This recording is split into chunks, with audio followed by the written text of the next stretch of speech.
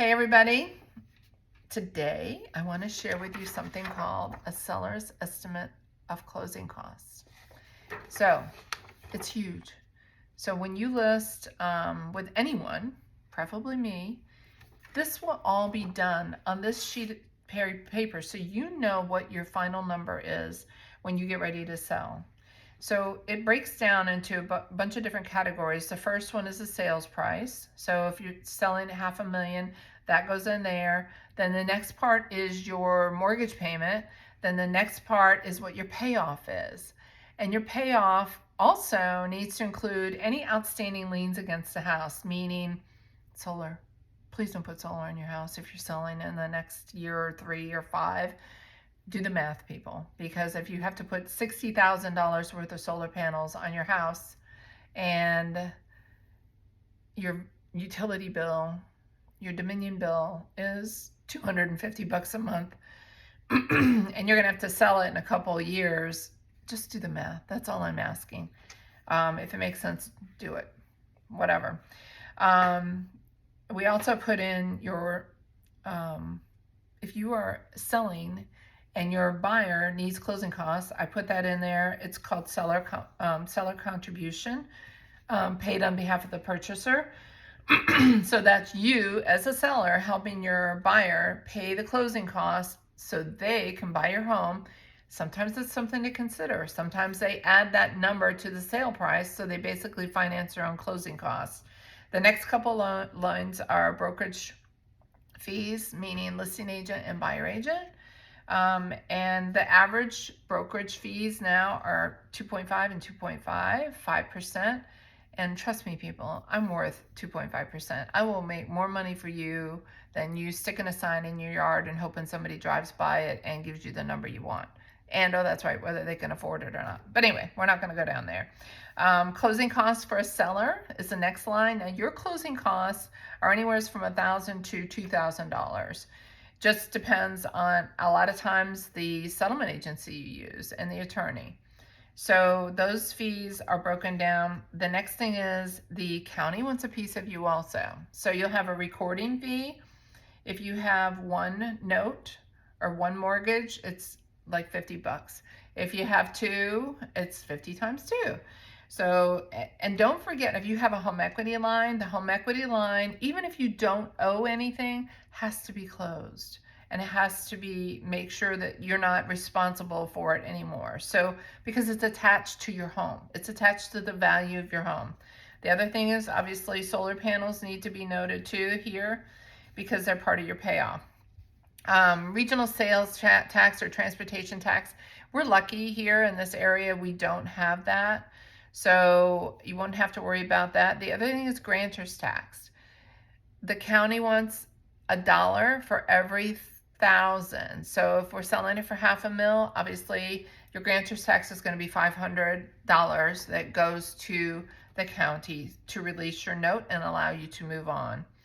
The next thing is pest inspection. If you have a contract that says, hey, the buyers need to have a clean bill of health for wood destroying insects, meaning termite or carpenter bees or whatever it is that you have, that's usually $40 to $50. If you have treatment that needs to be done, that's a lot more expensive. And that usually is your responsibility as a seller, can be negotiated, but anyway, it is something to consider and that we do factor it in.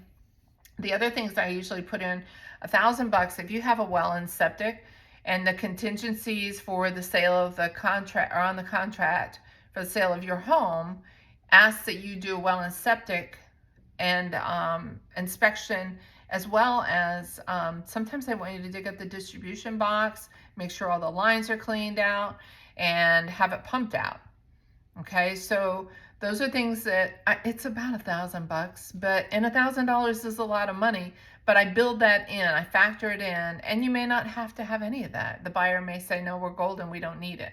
The well inspection is a whole other thing. If you're in a well and septic now, you know by the county, you have to clean your septic system out every 5 years. Here's Stafford, Fredericksburg, and Spotsy. No one's making you check your well water though, people. We just had one that I don't think they had ever chlorinated and check their well water for E. coli or any sort of bacteria or anything. Check your well water. Go ahead and have it inspected and make sure it's in great shape and that you're not drinking some nasty stuff from 20 years back.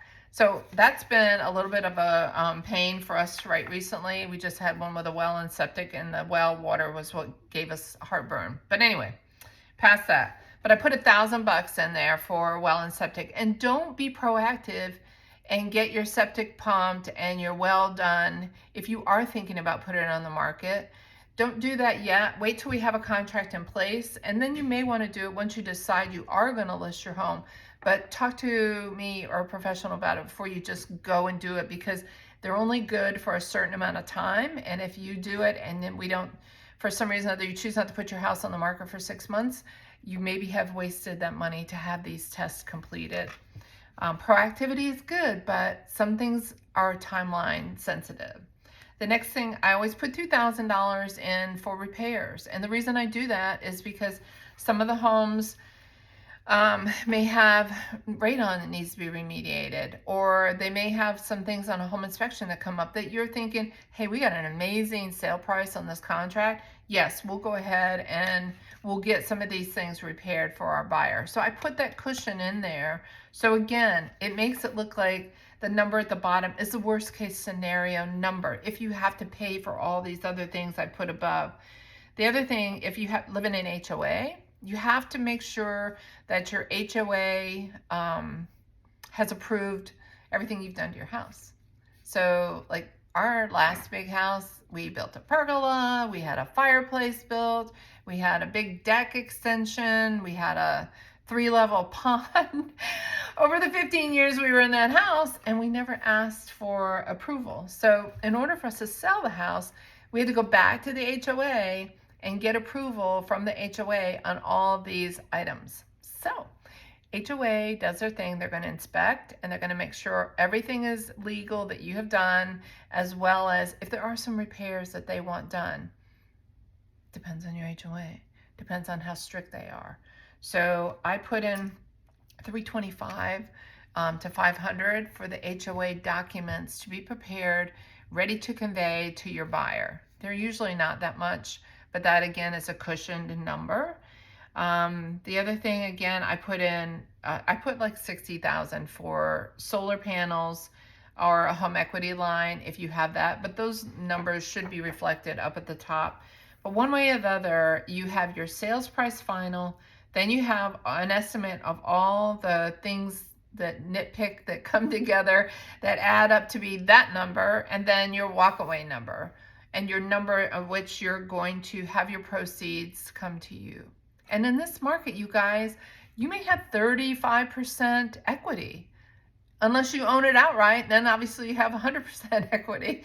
So anyway, this is called a seller's estimated cost of settlement. And I love this number. I love this sheet, because it's a black and white explanation of when we sell your house, all these other little things are factored in, and then you know going into it when we sell your house exactly what you're going to walk away with.